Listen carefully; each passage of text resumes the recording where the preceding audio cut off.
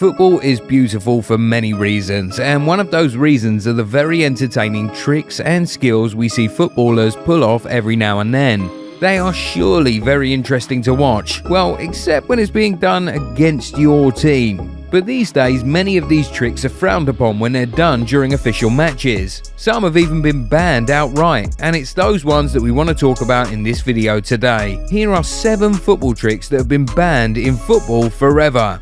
Number 1. The shirt catch. If you've ever played football on the streets, then you are surely familiar with this trick, where you trap a descending ball inside your shirt such that it looks like you're imitating a pregnant woman. That trick, although funny on the streets, is pretty much illegal in professional football. Basically, that shirt would be regarded as an extension of the player's arms and would be treated as if the player handled the ball. Norwegian right back Jon Gunnar Solli once did this during a game and got booked for it. You know what? Fair enough. Number 2. Donkey kick free kick. This is a free kick routine which basically involves a player using a donkey kick to elevate the ball for a teammate to hit it goalward. We saw Coventry players unleash this trick against Everton back in 1970, and looking at it, we still don't understand why this one was banned. It seems brilliant, and it's not much different from what Ivan Toney attempted against Arsenal, is it? Anyway, it's pretty sad that we will never see a goal like that one ever again. Number 3. Running knee lock. Now this, we definitely understand why it's illegal. Trapping the ball in between your knees and running with it is as good as picking the ball up and running around the pitch with it. If you try this during an official match, prepare to be stopped midway into your trick and get booked for your troubles. Number 4. Neck stall. You all know this one for sure. Almost every player does this very trick during their unveiling at a new club. After a couple of minutes of keepy-uppies, they kick the ball up and trap it with the back of their necks. But the thing is, that's where it ends. The unveiling or the warm-up or anything else really that isn't an official football game. It's not exactly illegal to do per se, it's just regarded as unsportsmanlike, and you won't get the best reception from opposition fans and players, and even the media if you attempt it. Don't also be surprised if you get a booking for it. Another trick that's similar to the neck stall in that aspect is the number 5. Seal dribble. This is another really entertaining trick. The player is basically juggling the ball on his forehead as he runs. It takes a great deal of practice and expertise to be able to properly execute this, but all that expertise is not exactly welcome in official football matches. Just like the neck stall, you'll not exactly be doing anything illegal if you attempt the seal dribble during an official game. But it can be regarded as unsportsmanlike behaviour, and you can very well be booked for that. Of course, booking the player would be completely down to the discretion of the match official, but don't be surprised if a player sees yellow for that. Sometimes the ref can decide to give a free kick the opposite way without a booking. Reason being that player can be said to be playing in a way that exposes himself to injury. If you don't understand how, check out this video of when Kurlon attempted the seal dribble during an official match.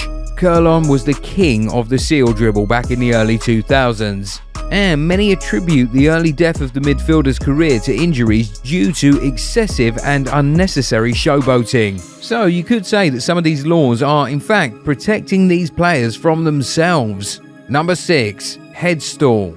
The head stall is very similar to the seal dribble. The only difference is that while the seal dribble involves you juggling the ball on your forehead and running, you're just balancing the ball and running with the head still. Again, this is not an easy skill to execute, especially considering you can't use your hands to help you balance the ball on your head. So when players do it during a warm-up, an unveiling, or a charity game, or just on the streets, it's always met with cheers by the fans. But during an official match, it's a different ballgame. It's regarded as unsportsmanlike and strongly discouraged, and a player can get booked for it. But again, this one is subject to the match official. Some will let it go, some others won't. Number 7. Low headers.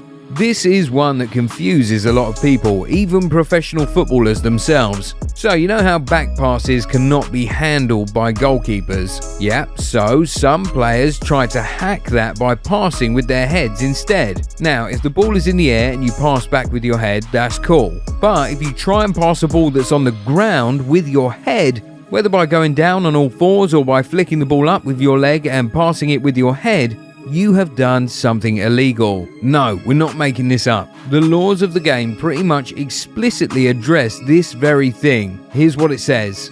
A player may pass the ball to his own goalkeeper using his head, chest, knee, etc. However, if, in the opinion of the referee, the player uses a deliberate trick, such as flicking the ball to his head with his foot and heading it to the goalkeeper, or kneeling and deliberately pushing the ball to the goalkeeper with his head or knee, he must be cautioned for ungentlemanly conduct. It makes no difference whether or not the goalkeeper touches the ball with his hands. The offence is committed by the player who's seeking to circumvent both the spirit and letter of the law. If this happens, the player is booked and a free kick is awarded to the opponent. We saw Verratti get booked for doing different variations of this for PSG back in 2019. You can see how very shocked all the players were. Even the players themselves don't know all the rules of the game, and can you really blame them? Anyway, what are your thoughts on these tricks being banned? Do you think it is sucking the fun out of the beautiful game? Or are you of the opinion that they're banned for good reasons? Let us know in the comments. If you enjoyed this video, give it a thumbs up and subscribe to the channel. Also, turn on the bell notification so you never miss out on new content. And we'll catch you in the next one. Bye!